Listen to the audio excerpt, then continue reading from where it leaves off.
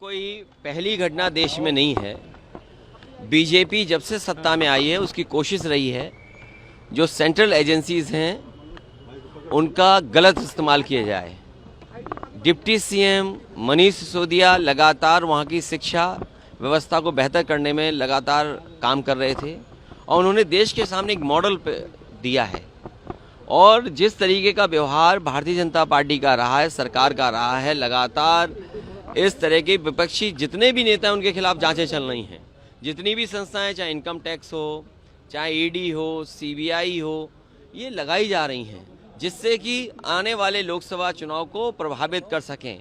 जनता ये देख रही है क्योंकि बेरोजगारी का इनके पास जवाब नहीं है, महंगाई का जवाब नहीं है और जिस तरीके से देश की संपत्तियां बेची जा रही हैं उसका जवाब नहीं है।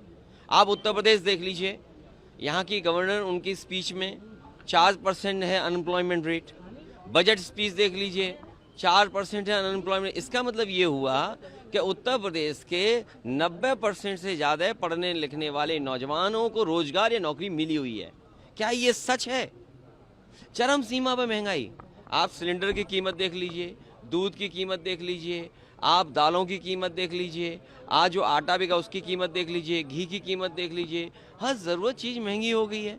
तो इसका जवाब जब भारतीय जनता पार्टी के पास नहीं है और जिसको भारतीय जनता पार्टी ने बनाया, दुनिया में पहचान दिलाने के लिए नंबर 2 तक पहुंच गए, आज 20 लाख करोड़ के घाटे में चला गया हो इंसान, इसका क्या जवाब है? अगर 20 लाख करोड़ की वैल्यूएशन गई है तो LIC जैसी संस्था का पैसा डूब गया, आपके स्टेट बैंक ऑफ इंडिया का पैसा डूब गया।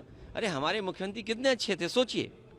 यहाँ पर बिजली विभाग का प्रोविडेंट फंड सरकारी कर्मचारियों का एक प्राइवेट कंपनी में इन्वेस्ट हो गया था, वो प्राइवेट कंपनी डूबी, हमारे मुख्यमंत्री जी ने वहाँ के अधिकारियों को जेल भेज दिया, कंपनी के लोगों को जेल भेज दिया।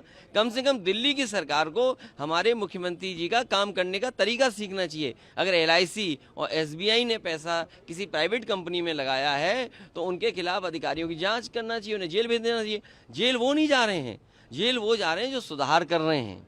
और फिर बीजेपी को ये बताना चाहिए कि मित्र की पहचान बुरे दिन में ही होती है। मित्र के साथ वो खड़े हैं कि नहीं खड़े हैं। ये मायावती जी ने ऐसे कि प्रोटेक्ट हैं और हम तब तक अतीक अहमद की बात को मेरे पत्रकार साथियों, ये बात आप समझना कौन कौन मिला हुआ है।